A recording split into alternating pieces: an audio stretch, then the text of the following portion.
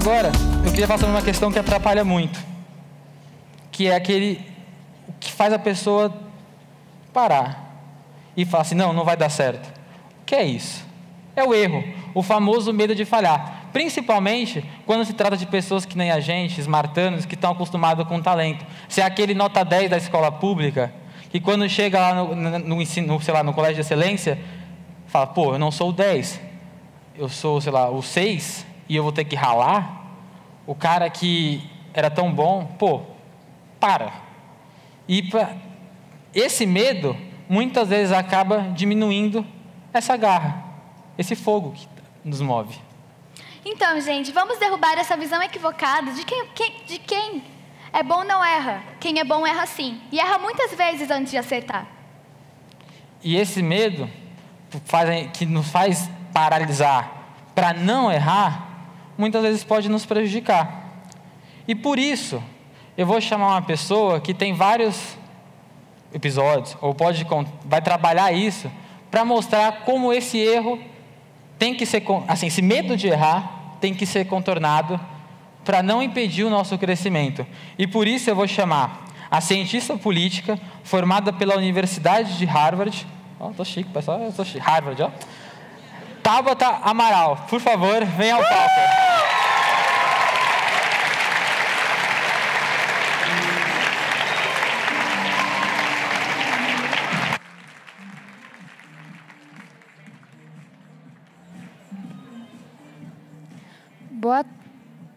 Boa tarde. Dá para escutar todo mundo? Primeiro eu quero agradecer ao Smart e toda a equipe pelo convite. Para mim é uma grande honra, uma grande oportunidade, porque é um projeto no qual eu realmente acredito. E que, como vocês vão ver, significa muito para mim pessoalmente. E quero agradecer a todos vocês por estarem aqui. Na conversa de hoje, eu quero falar um pouco sobre propósito. Mas não falar apenas de sonho e propósito, mas da importância da construção, do esforço que leva à concretização desse sonho e também da importância da gente sonhar algo junto, que a gente tem que construir junto com as pessoas e para as pessoas. E antes de compartilhar um pouco com vocês a minha trajetória e quais são os trabalhos que eu realizo hoje para alcançar o meu sonho, o meu propósito, eu queria convidar cada um de vocês a pensar. Não precisa falar em voz alta por enquanto, qual o maior sonho que já teve ou que tem. Mas não apenas isso. Pensar também qual o propósito por trás desse sonho. Ou seja, eu tenho esse sonho por quê? E aí eu vou compartilhar o meu maior sonho com vocês. O meu sonho grande hoje é que o Brasil tenha a melhor educação pública do mundo. Sabe como a gente olha hoje para a Finlândia, Canadá e por aí vai, para entender o que eles fizeram? Eu quero que todo mundo olhe para o Brasil e pergunte o que o Brasil fez para ter a melhor educação pública do mundo. E qual o propósito desse meu sonho? Por que esse é um sonho tão importante para mim? Porque eu acredito muito na necessidade de a gente ter igualdade de oportunidades, ou seja, todo mundo sair da linha de saída com as mesmas condições para sonhar e realizar os seus sonhos. E eu acredito que é só com a igualdade de oportunidades que a gente vai ter um país que é mais justo, inclusivo, desenvolvido e ético. Faz sentido a diferença entre sonho e propósito? Todo mundo pensou em um? Pensou? Beleza. Para começar a contar um pouco para vocês da onde veio esse sonho e da onde veio esse propósito, eu queria compartilhar um pouco da minha trajetória. Eu venho da Vila Missionária, periferia da Zona Sul de São Paulo. Alguém conhece? Olha, tem algumas pessoas aí da região de Cidade Ademar, hein? E por muitos anos, essa era a única realidade que eu conhecia. Minha mãe trabalhava no centro de São Paulo como diarista, como vendedora, e meu pai era cobrador de ônibus, de uma linha que ia da Vila Missionária até o Itaim. Isso mudou para mim quando eu participei da primeira Olimpíada Brasileira de Escolas Públicas. Vocês conhecem a UBMEP? Beleza. Eu participei da primeira edição da UBMEP quando eu estava no 6º ano, e a UBMEP me levou a receber uma bolsa de estudos no Etapa, uma escola muito boa de São Paulo.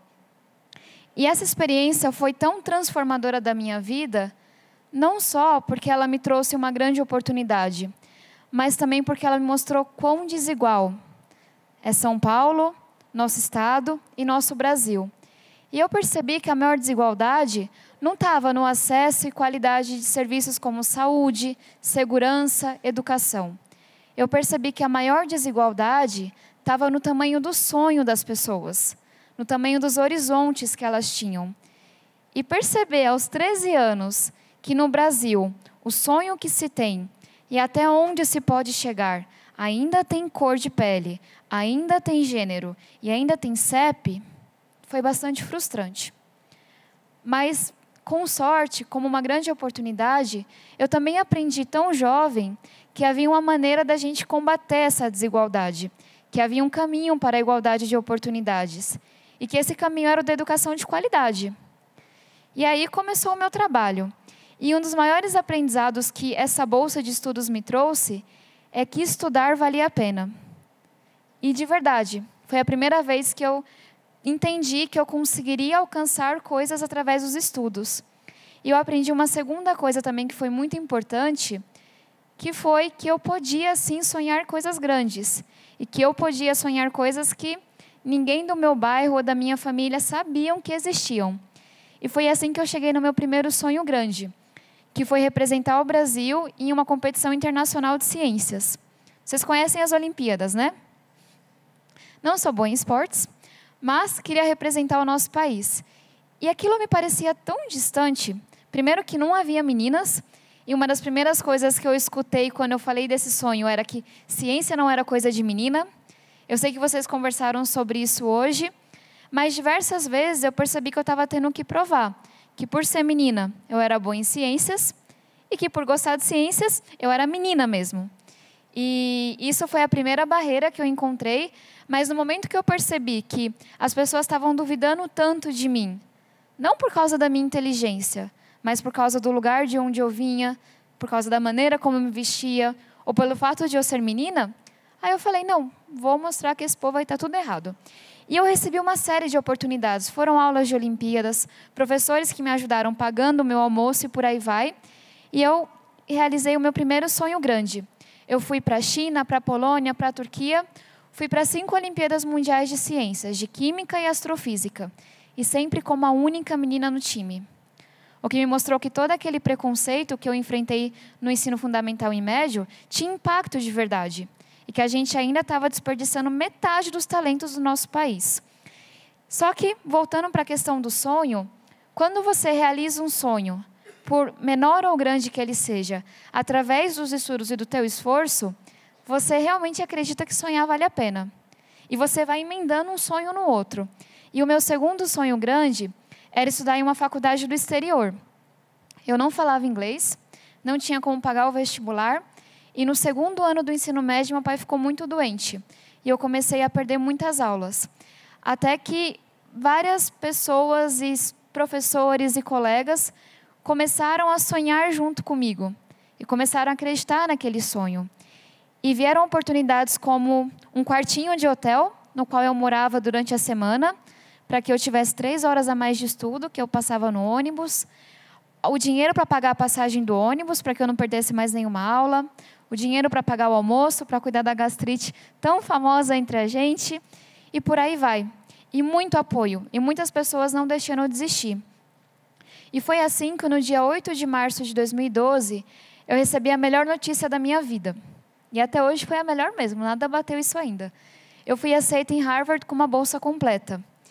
E acho que a melhor maneira de dizer o quanto eu estava descrente com essa notícia foi que eu consegui ligar para o escritório de admissão de Harvard para perguntar se não era um trote.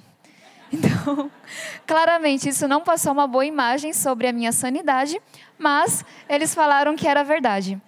E eu lembro de ligar para os meus pais desesperada, contando, eu fui aceita. E meu pai me dizer que, olha, eu te digo há 5 anos que você seria aceita.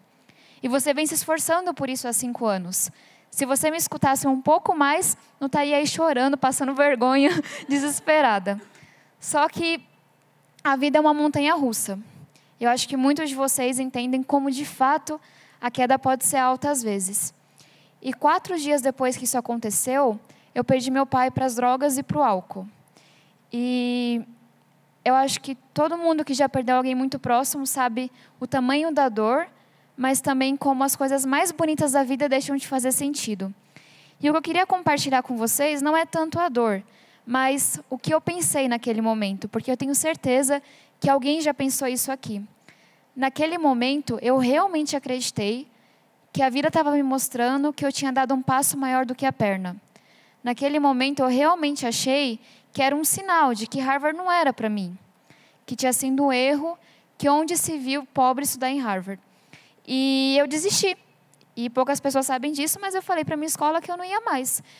Eu fui aceita em outras 5 faculdades com bolsa.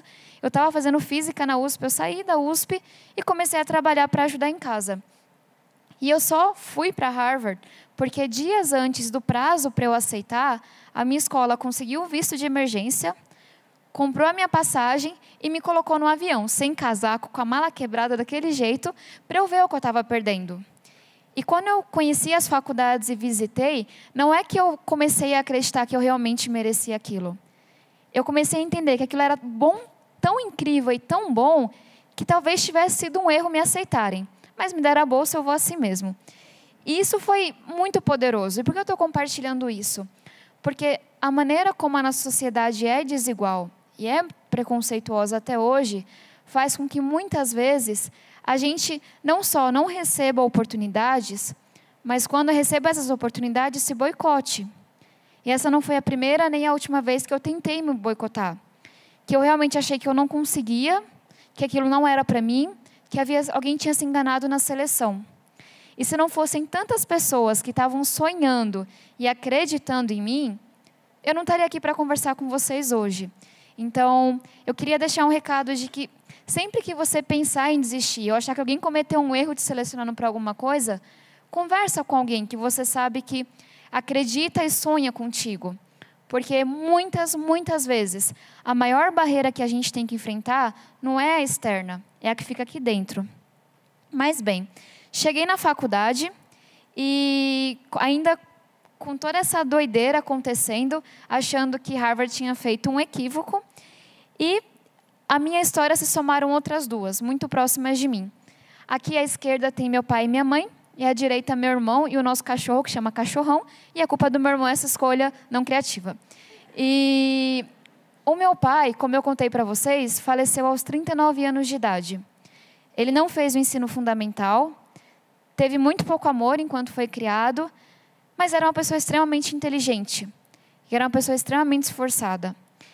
E como era meu pai, eu sabia que o que diferenciava a minha história da dele não era esforço, talento, dedicação, inteligência, o que fosse. Eram as oportunidades que eu tinha recebido. E a essa história se somou a do meu irmão.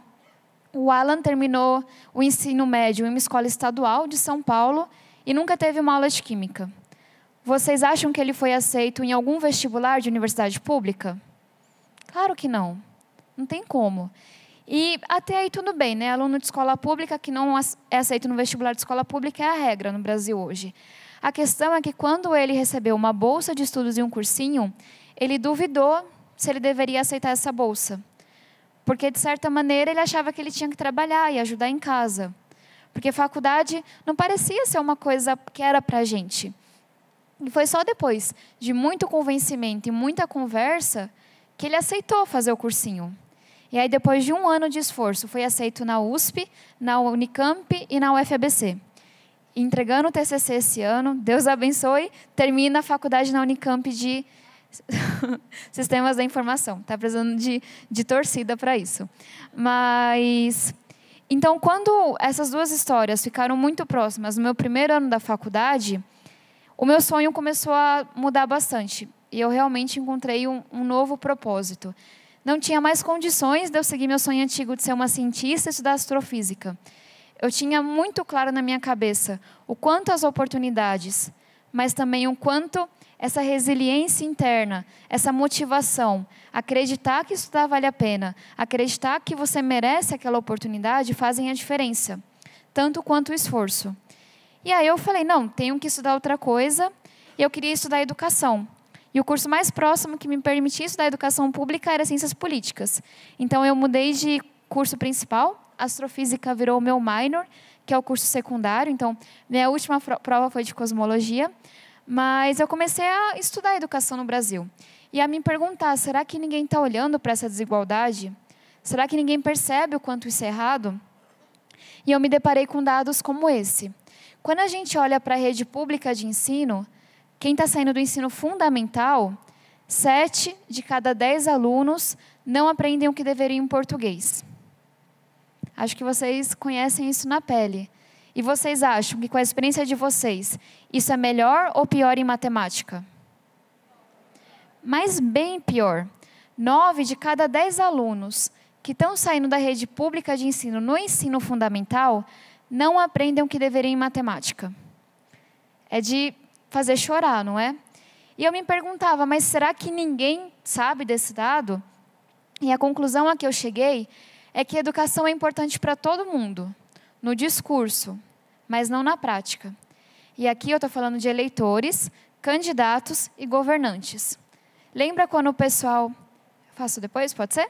Obrigada.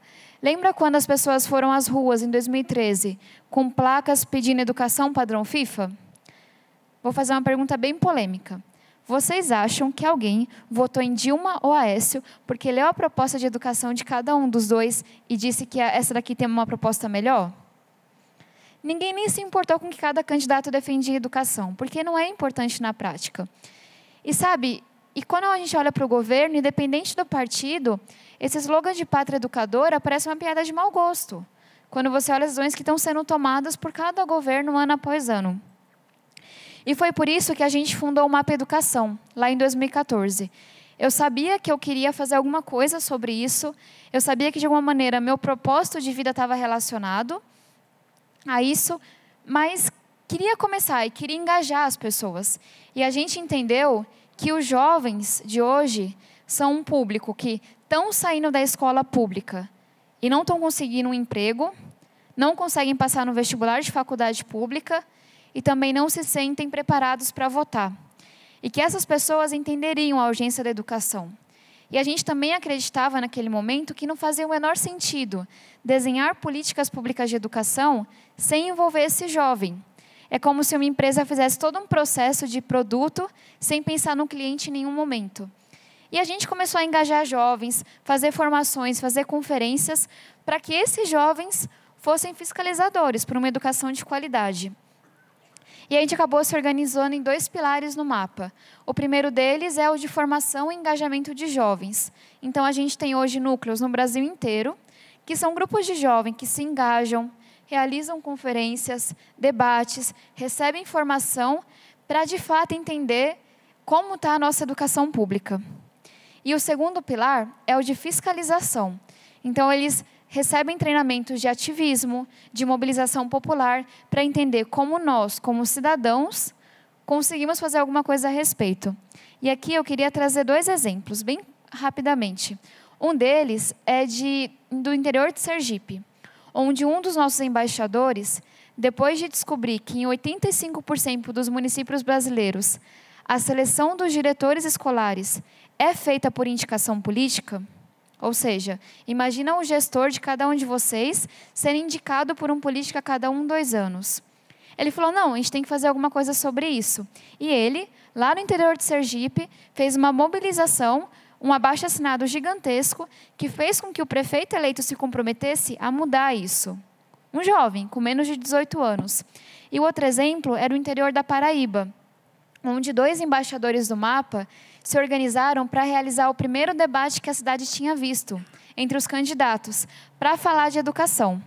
Uma das candidatas não quis ir ao debate, entrou com um processo jurídico, falando que não tinha sido convidada 1 hora antes do lugar fechar. Ou seja, a gente recorreu e ganhou, mas a gente não conseguiu fazer a tempo. E ele, ao invés de ficar, acanhado e não fazer nada, falou, beleza, pela rádio eu não posso transmitir, mas na praça da cidade ninguém me proíbe. E foi e fez o debate e trouxe uma discussão muito rica para a cidade. E eu estou trazendo esses exemplos para mostrar para vocês o quanto a gente consegue fazer como cidadãs e cidadãos. Basta a gente entender que isso é possível. E aqui, para chegar na conclusão, um dos maiores aprendizados que o MAPA me trouxe é que, para transformar a nossa educação, a gente precisa também transformar a política do Brasil. E foi por isso que eu participei da fundação de um outro movimento social, que é o Movimento Acredito. O Acredito é um movimento nacional e suprapartidário que tem como principal objetivo garantir a igualdade de oportunidades. Ou seja, que o tamanho do sonho que se tem, do lugar onde se pode chegar, não dependa de renda, de CEP, de cor, de gênero, de nada disso.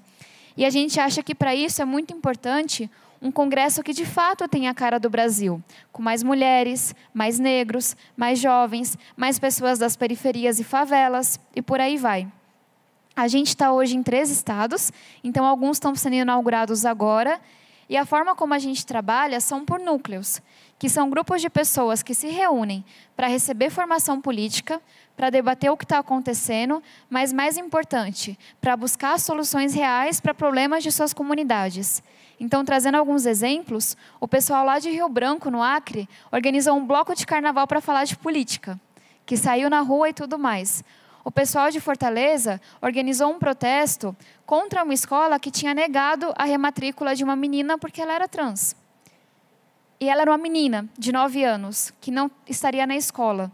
O pessoal lá de Florianópolis realiza um trabalho muito incrível de educação política suprapartidária nas escolas. E por aí vai. De novo com essa mensagem de que a gente não depende só do dia das eleições para fazer política. Todos nós, independente de sermos estudantes, dentistas, professores, gestores, somos cidadãs e cidadãos. A gente só não está exercendo esse papel. E aqui eu queria deixar para vocês 2 mensagens que me motivam muito. Uma delas é desse livro, que chama However Long the Night, que em português quer dizer não importa quão longa seja a noite. Ele conta a história de uma ativista americana que morou 30 anos no Senegal e que conseguiu acabar com uma prática milenar que a ONU, organizações, ONGs não conseguiram fazer nada, que é a da mutilação genital feminina. E sabe como que ela fez isso? Ela não chegou com a organização dela e falou, vocês estão errados, essa prática é antiética e não sei o que lá. Ela levou aulas sobre direitos humanos para as mulheres das vilas. E as mulheres das vilas, quando receberam esse conhecimento, perceberam que aquela prática ia contra os direitos humanos, ia contra o direito de suas filhas. E se uniram contra os homens das vilas e conseguiram acabar com uma prática em um país inteiro. E para mim, a maior resumo desse aprendizado vem com uma frase que eu escutei do presidente Obama, em uma conversa em outubro do ano passado, na qual ele disse que a gente não tem que ficar apontando o caminho para as pessoas, falando, vá pela esquerda, vá pela direita, A, B, C ou D. A gente tem que dar acesso à informação, à educação, conhecimento para as pessoas. Porque aí sim, elas estarão preparadas para escolher não só o que é melhor para elas, mas também o que é melhor para o Brasil. E para encerrar, que meu tempo também já acabou, eu queria deixar com vocês uma mensagem que realmente me move, que é a de que a educação é o único caminho que o Brasil precisa, deve, é urgente trilhar para que a gente seja um país mais justo, inclusivo, desenvolvido e ético. A gente diariamente não está fazendo essa decisão como país. Então, seria incrível demais poder contar com cada um de vocês nessa batalha mesmo, de fazer com que a educação seja prioridade para o Brasil. E queria deixar um recado também mais pessoal, que além daquilo que eu falei para vocês, de que a gente se boicota muito, e não é porque é culpa nossa, porque a sociedade sempre está dizendo que pessoas como a gente podem ir só até um certo lugar, também tem uma questão de que sim, o Brasil é muito desigual. E dependendo de onde você vem, você tem que se esforçar muito mais que outras pessoas para chegar no mesmo lugar. E é verdade, vocês sabem, provavelmente na sala de aula de vocês na faculdade, vocês têm que se esforçar muito mais para conseguir a mesma nota. Só que o que me dá força quando isso acontecia era lembrar que não há nenhum caminho que valha tanto a pena como o da educação. Então, de fato, é injusto, de fato, é verdade que o Brasil é muito desigual, mas se esse é o único caminho que vale a pena, vamos trilhar esse caminho até para que a gente possa fazer com que o Brasil seja mais justo no futuro para as pessoas e para que a gente seja referência para pessoas que se parecem com nós, que vieram de onde viemos e que possam olhar para a gente e dizer, olha, a Ana ou o João conseguiram e eles vêm do meu bairro, eles têm a mesma cor que eu tenho, eles se parecem comigo, então eu também consigo. Então, parabéns demais a todos vocês que estão enfrentando batalha gigantesca todos os dias. Da minha parte, estarei sempre torcendo para que vocês nunca desistam dos sonhos de cada um e conto com vocês nessa grande batalha que a gente tem pela frente, tá bom? Muito obrigada.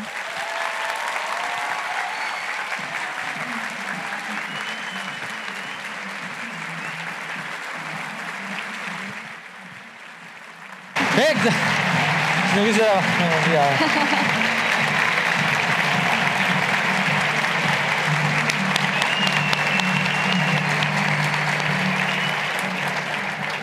eu nem preciso pedir palmas para a Tabata, porque, como todo mundo viu, ela motivou bastante a gente, identificou com a gente essa parte de ser smart, porque sua trajetória, querendo ou não, sair da periferia, problemas familiares, você poder encarar uma escola de excelência que nem o Etapa, inclusive o Etapa é parceiro nosso, é a mesma nossa história, como uma smartana honorária, podemos dizer assim.